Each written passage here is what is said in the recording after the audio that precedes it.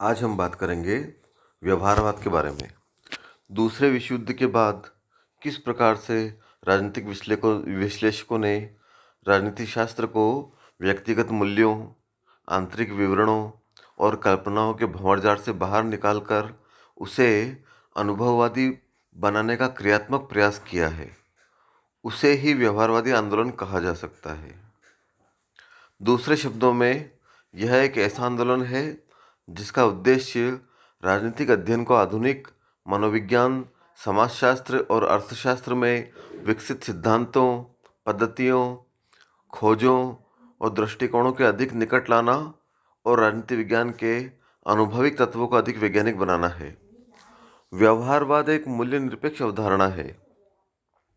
यह व्यवहार को अपने अध्ययन, अवलोकन, व्याख्या तथा निष्कर्ष का आधार मानकर चलती है। यह राजनीति विज्ञान में क्रांतिकारी विचारों को जन्म देने वाला दृष्टिकोण है।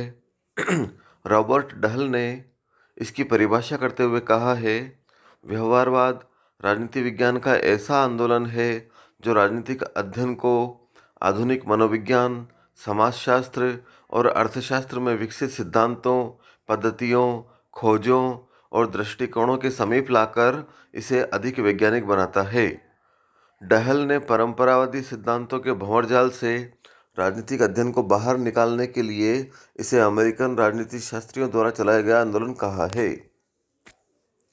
इस तरह व्यवहारवाद ऐसी अवधारणा, ऐसी विचारधारा, आंदोलन, क्रांति या दृष्टिकोण है जिसने राजनीति शास्त्र को राजनीति विज्ञान का विज्ञान बनाने का लक्ष्य निर्धारित किया है।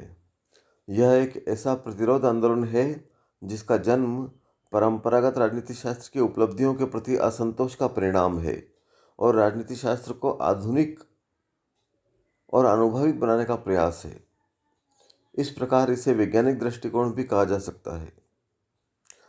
व्यवहारवाद के उदय के कारण कुछ बिंदुओं में व्यवहारवाद का उदय देखा जा सकता है।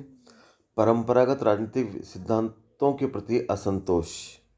जो पारंपरिक सिद्धांत थे वह उतने सफल नहीं माने जाते, इसीलिए राजनीति विज्ञान का उद्भव हुआ।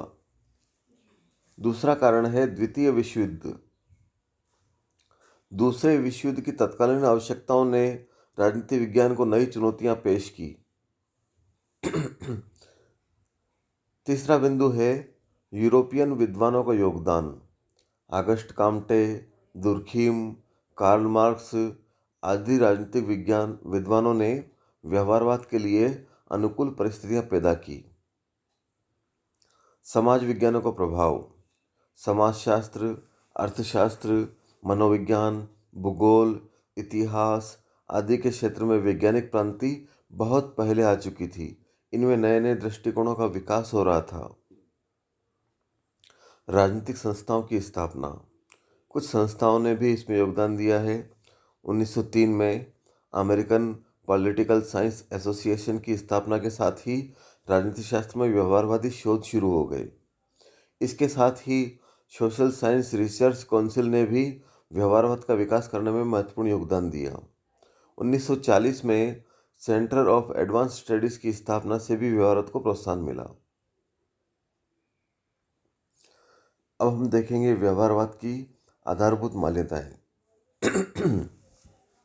ईस्टन, डहल, कैटलिन जैसे समाजशास्त्री व्यवहारवाद की 4 आधारभूत मान्यताएं लेकर चलते हैं।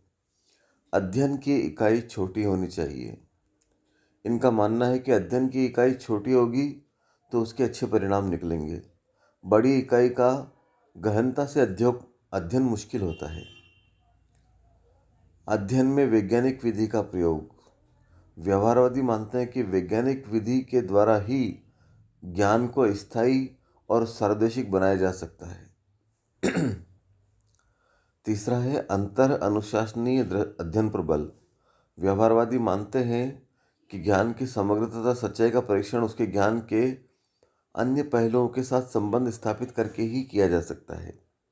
राजनीति विज्ञान का सामाजिक विज्ञानों जैसे अर्थशास्त्र, मनोविज्ञान, समाजशास्त्र आदि से संबंध होगा, तभी इसे एक उचित संतुलित अध्ययन माना जा सकेगा। राजनीति विज्ञान को एक स्वतंत्र विज्ञान बनाया जा सकता है। व्यवहारवादी यह भी मानते हैं कि अनुभव, निरीक्षण, प्रयोग, संदर्भ आदि के द्वारा राजनीति शास्त्र को एक स्वतंत्र विषय बनाया जा सकता है। इस तरह अंतर अनुशासनात्व के साथ साथ राजनीति शास्त्र एक स्वतंत्र अनुशासन भी हो सकता है। व्यवहारवाद की विशेषताएं। डेविड स्टन ने अपनी पुस्तक the current meaning of behaviourism में व्यवहारवाद की 8 विशेषताओं का विश्लेषण किया है, जो इस प्रकार है: नियमितता, सत्यापन, तकनीकी या प्रविधियाँ, परिमाणीकरण, मूल्य, क्रमबद्धता या व्यवस्थीकरण, विशुद्ध ज्ञान, एकीकरण या समायोजन। ये सभी इसकी विशेषताएं हैं। अब हम देखते हैं व्यवहारवाद की सीमाएं। व्यवहारवाद पर या व्यवहारवादी अध्ययन पर कुछ सीमाएं हैं, जैसे मूल्य निरपेक्षता की सीमा। व्यवहारवादी अपने आप को मूल्य निरपेक्ष मानते हैं, किंतु कोई भी जीवित प्राणी अपने अध्ययन में पूर्ण रूप से मूल्यों से दूर नहीं रह सकता। विशेष रूप से यह एक सामाजिक विज्ञान है और इसमें व्यक्तिगत मूल्य अपना महत्वपूर्ण योगदान रखते हैं। व्यवहारवाद का संबंध केवल क्या से है, किंतु राजनीति विज्ञान क्या होना चाहिए का भी अध्ययन करता है। इस प्रकार यह आदर्शवाद से भी परे नहीं रह सकता।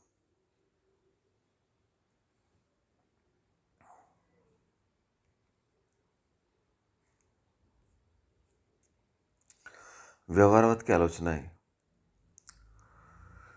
कुछ आलोचनाएं व्यवहारवाद की गई है, जैसे डेविड स्टन ने निम्न आलोचनाएं की है: राजनीति विज्ञान में नियमितता या समानताएं ढूंढना बेकार है। राजनीति व्यवहार में वस्तुनिष्ठता 100% नहीं हो सकती। मानव व्यवहार का अध्ययन कोरे साक्षात्कारों और प्रश्नावलियों से नहीं किया जा सकता। व्यवहारवाद में अध्ययन के आंकड़ों का परिमाणीकरण असंभव है। राजनीतिक व्यवहार में मूल्य निरपेक्षता एक असंभव बात है।